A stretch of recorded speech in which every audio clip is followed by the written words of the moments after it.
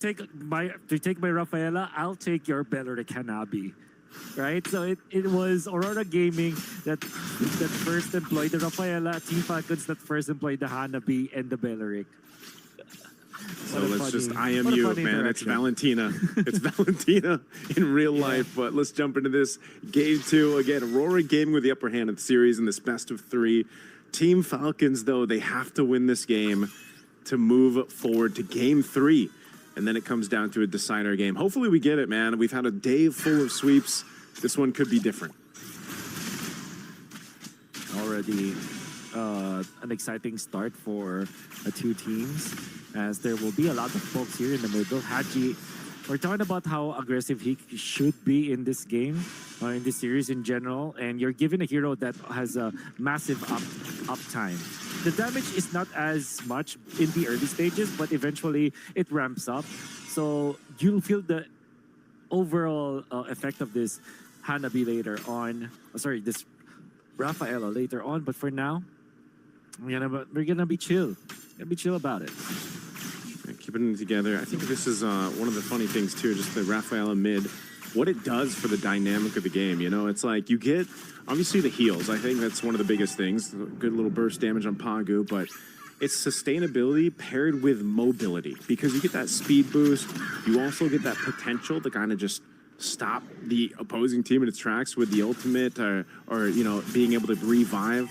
Sorry, I'm thinking of the old Holy Baptism, but getting that revive also that you can have is beneficial to you. You know, too bad this isn't Flying Clouds to make that even better for Team Falcons. So they go and fight regen for regen, but Kyle just makes a quick work of the first turtle. Flap should be able to get out of here. He can gleam just out, but I'm not sure if this is a fight they want to go for. Siggy Boom is a part of the fight, though. He's actually going to go ahead and lock things down, but it's Ogwin. He goes and gets away. Just hits the level 4. This fight, they still want to go for it. Gleam into the Throne of Ruin as Siggy Boom is the one to get punished, and Pagu is going to be next. There's the Holy Baptism. He flickers out Pagu. Actually survives. A very tanky dude out there. Even as he flickers out, he regens so much that he's almost half HP when he gets back to base, but the fact of the matter remains, that's a massive pickoff coming out from Team Falcons. Why was Siggy Boom in the middle of the fight? Well, of course, he was trying to go for the double lane setup, wants to participate in the Turtle team fight as well, but Flap finding a very good target to go for. Haji was taken out very quickly at that, too. Yeah, that's a bit tough. You know, again, dealing with the deadly magic. It's kind of a surprise when it comes through, and especially Haji on this Rafaela.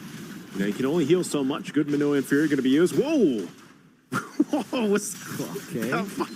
That Fatal Links was a different kind of Fatal Links than I've seen, but Pagu eventually goes down. Looks like he threw him over the wall, and there's a return on it as they go for the fight here in the mid lane, but it's going to be a trade still. Wow, okay. Good recovery here for Aurora Gaming. They killed 2 of the heroes of Team Falcons, and they included Siggy Boom in one of those, getting the kill after his death, and then a double lane for this Hanabi. Aurora Gaming are putting a lot of emphasis into flash farming this Hanabi for their team, and I think it's a good decision overall, because that means that you will have your Hanabi as your AoE damage dealer way faster than the Claude will be there. And it's not like he is in the same predicament as the Claude. This Claude will have a lot of troubles facing the Belleric as well as the Minotaur later on. He, on the other hand, can just easily sit and relax because of the crowd control immunity that he has access to. Easy pickup here, second turtle. Going to Team Falcons right now. They are controlling objectives. Oakland's going to just push Pagu back. So TNZ has defaulted to pretty much just needing to go in a farm where he can. If he can somehow surprise someone like he did earlier on against Rosa, or against Haji, sorry, then that's one of the best things that he can do. So Rosa has continuously held on to these Fatal Links, and they've utilized it into the team fights, but they just got to get the upper hand. That's one of the main things. Now, Hanabi is in a weird position, because even if you get caught out Pagu's still fine. Pop of the Minoan Fury is actually not fine. A Fatal Link's going to be used, and then it crashed down on. Ogun will flicker to safety. Now Lunar's going to be next. Again, stopped in his tracks. Flickers out, but the one auto attack from Haji will be able to get him. And Team Falcons are finally getting a good break-even point that will be now in their favor. It has been a marathon for them for the past 2 games, particularly this one, but finally they break through. Those 2 pickups are so important that they now have a 2,000 gold lead. Super Marco 1-0-1, farming up top, getting the clear, and then Flap is going to start ramping up when it comes to scalability as well as tankiness. Radiant Armor picked up means that you're going to be comfortable heading into the next few minutes, and this is a good start now for Team Falcons. This is the start that they needed in the series. Well, this happens in game 2. Fine for the buff space here. Looks like they should be able to get away from it. Yep, they're fine. So now Aurora Gaming, where do they go from here, Wolf? I mean, we've just seen these kind of forced fights because, you know, they're clumped up in the mid. They really haven't been able to contest into a turtle. What is Aurora Gaming waiting for? Are they just waiting for Sigiboom to hit that power spike on this Hanabi? Yeah, absolutely. They're also waiting for maybe 2 defensive items on both their tank heroes. So that means that the First Lord is their actual target in here. They're going to be fine just trading. They don't have to overcompensate for whatever Team Falcons is doing right now. All they have to do is just to sit and relax and farm because they've had a good start anyways. It's not like they are down in the dirt. They have a lot of things to work with. All they have to do is to wait for their opening. Yeah, right now too, a problem is Super Marco farming up really well in the Claude. Hasn't had to do too much just yet. That's 3 for 3 turtles for Team Falcons. It's not looking good for Aurora Gaming though. I mean, they can wait and scale up as much as they want on the Hanabi and the rest of the lineup, but I think eventually, if we see them for some reason give up this First Lord even, as they have done for the past 3 turtles, then they're really playing for the late game. They're trying to make something happen. Good little dodge there from Rosa to escape that stun coming out from Haji, but they're really trying to hold on to this tier 1 turret. Sigiboom might need some help though, because it just seems like Team Falcons can take kind of whatever they want currently. Yeah. No. On to the top, they push. With their Rafaela, they're always like ready to team fight. That's the funny thing about it. Oh. Big Fatal Links across the board too. There's the trade. Minoan Fury already expended, but Kyle jumped out of the turret with Flap. Flap will go in, looking to take out Sigiboom. He gets the job done. Kyle comes in, back for the follow. He's not able to get down at Pagu, but they're just going to trade it out. Under the turret, Flap will go down. Yeah. Not sure if he needed to, but it is a trade across the map. 1 turret falls. Aurora Gaming finally getting a turret. There is an argument that can be made that that was worth it, especially because they popped the Holy Shields. They took out Sigiboom, stopped him from farming for quite a while.